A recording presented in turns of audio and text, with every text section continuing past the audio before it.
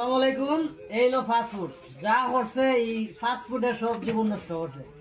বিদেশ আইছি আকা মানাই, যাই হোক আসি মক্কা কাম করতাম, ভালোই আসলাম ভাই। এখন আর মক্কা থাকতাম পারতাছি না, তাই দেখুন রুমের যা কিছু আছে সব কিছু লইয়া একসাথে আমরা এখন জিদ্দাতে ট্যাং বইতেছে, কারণ মক্কা থাকা সম্ভব হচ্ছে না, কারণ আকা মানাই বিদায় আমরা তাসরিয়াটা বানাইতে পারছি না।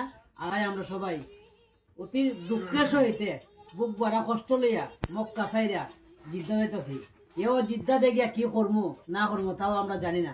আল্লাহ যদি বাঁচায় রাখুন এই অভিযানের পরে হজের পরে ইনশাআল্লাহ আল্লাহ যদি বাঁচায় রাখুন আমরা আবার মক্কাতে আসবো। আমাদের জন্য দোয়া করবেন আর সকল প্রবাসীদের জন্য দোয়া করবেন।